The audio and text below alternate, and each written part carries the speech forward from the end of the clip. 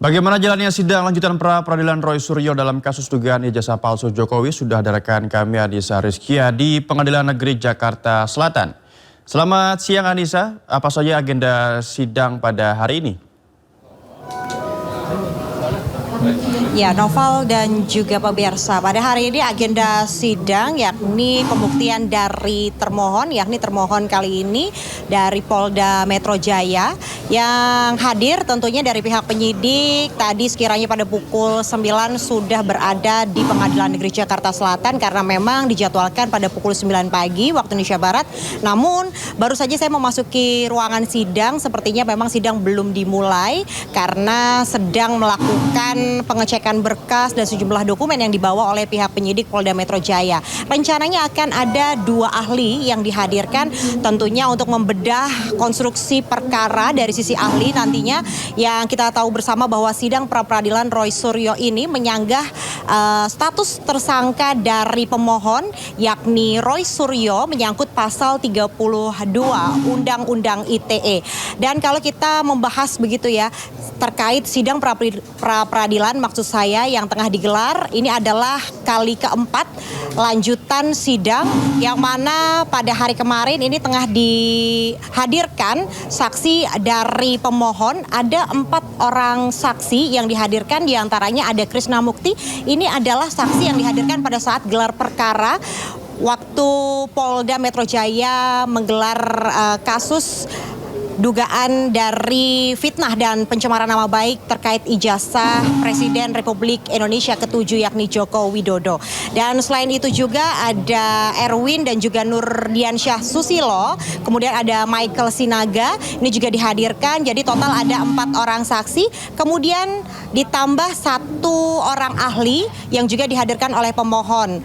Nah, hari ini memang dijadwalkan yakni pembuktian dari pihak termohon, yakni termohon ini ada dari Polda Metro Jaya dan juga dari Kejaksaan Tinggi DKI Jakarta. Sementara memang informasi yang kami dapatkan dari pihak termohon yang diwakili oleh Kejari Jakarta Selatan menyatakan bahwa surat perintah penyidikan atau sprindik penetapan tersangka Roy Suryo ini ditetapkan oleh Polda Metro Jaya, sehingga pada hari ini Polda Metro Jaya menghadirkan 2 orang ahli tentunya untuk membedah perkara yang nantinya kita akan nantikan bersama bagaimana putusan atas pra-peradilan yang digelar hari ini. Karena memang informasi yang kami dapatkan dari pihak pengacara Roy Suryo yang sudah hadir, nampaknya nanti Roy Suryo juga akan tiba di Pengadilan Negeri Jakarta Selatan untuk menyaksikan secara langsung jalannya sidang pra-peradilan yang akan berlangsung. Untuk sementara saya kembalikan kepada Noval yang ada di studio.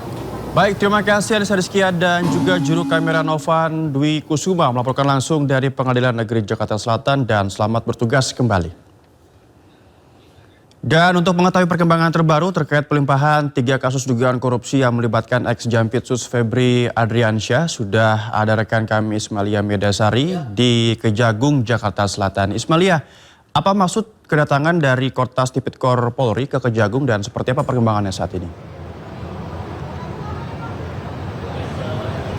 Ya, selamat siang Noval dan juga pemirsa. Kalau ditanya untuk perkembangan pelimpahan kasus perkara yang menyeret mantan Jampitsus Febri Adriansyah, ini memang dari KPK masih terus memantau dan nantinya pasti akan mengikuti mekanisme-mekanisme yang ada. Namun memang dari Kapolri, dari Polri dan juga dari Kortas Tipikor Polri dan juga Kejagung ini memang bersinergi untuk memberantas atau menelusuri kasus-kasus yang menyeret mantan Jampitsus Febri Adriansyah. Namun Noval dan juga pemirsa, kemarin Kejagung lewat Kapuspen yakni Adnan Supriyatna ini menyatakan bahwa dirinya akan menelusuri informasi mengenai dugaan adanya sejumlah bunker yang disebut berkaitan dengan mantan Jampitsus Febri Adriansyah. Namun langkah tersebut akan dilakukan berdasarkan kebutuhan penyidik dan bukan sekedar mengikuti opini yang berkembang. Ini berarti Kejagung juga akan membantu untuk menelusuri adanya dugaan-dugaan bunker yang ini memang menyeret nama Jampitsus Febri Adriansyah. Dan juga Pak Anang kemarin mengatakan bahwa penyidik akan menilai terlebih dahulu apakah informasi tersebut memiliki relevansi dengan proses penyidikan yang sedang berjalan. Dan sampai saat ini memang untuk kasus Jambisus atau mantan Jambisus Febri Adriansyah ini masih terus bergulir, dan memang untuk pelimpahan perkara ini masih belum ada tanggapan resmi atau dari KPK, memang hanya masih terus memantau dan nantinya akan mengikuti mekanisme-mekanisme yang ada. Kembali ke Anda, Noval. Ya, baik, terima kasih Ismalia Medesari melaporkan langsung dari Kejagung, Jakarta Selatan. Selamat bertugas kembali. Menteri Koordinator Bidang Hukum, HAM, Imigrasi, dan Pemasyarakatan Yusril Ihza Mahendra mengingatkan kembali penanganan perkara terkait mantan Jampitsus Febri Adriansyah harus berjalan sesuai kaidah hukum tanpa abaikan prinsip transparansi dan keadilan. Yusril juga yakin Presiden Prabowo Subianto menaruh perhatian dan sudah mengambil langkah tepat, walaupun agak sedikit diam-diam ya. Kita simak pernyataan Yusril Ihza Mahendra berikut. Dari kejaksaan memang diperlukan satu sikap ekstra hati-hati, dan ketika para jaksa yang sekarang ini menerima pelimpahan untuk menangani perkara ini, untuk melakukan penyidikan lanjutan setelah ditetapkan sebagai tersangka, tetap harus memegang teguh kaidah-kaidah hukum terkait dengan penegakan hukum di bidang korupsi itu untuk membangun kepercayaan seluruh lapisan masyarakat kita.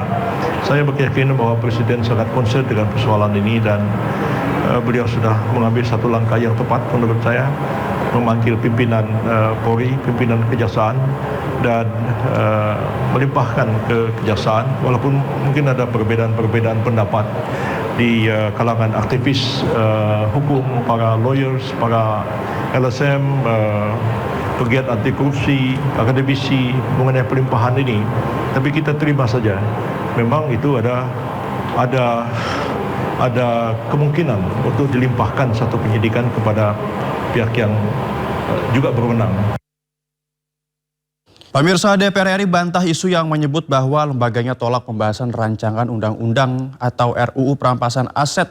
Wakil Ketua DPR Saan Mustafa menyatakan DPR targetkan RUU perampasan aset akan rampung dan disahkan pada tahun ini. Bahwa isu yang beredar di masyarakat itu tidak benar, bahwa DPR menolak terkait dengan pembahasan RUU perampasan aset. Sampai hari ini DPR terus melakukan pembahasan terkait dengan RUU perampasan aset, khususnya di Komisi 3, dengan melakukan berbagai RDPU maupun public hearing yang dilakukan oleh Komisi 3 DPR RI terkait dengan masukan-masukan dari berbagai pihak, terutama stakeholder yang terkait dengan RUU tersebut. Seperti kemarin Komisi 3 melakukan RDPU itu dengan Pradi dan yang lain-lain. Jadi sekali lagi, RUU perampasan aset ini dalam proses pembahasan di DPR melalui Komisi 3 DPR RI. Dan itu juga masuk dalam daftar prolegnas prioritas 2026 ini.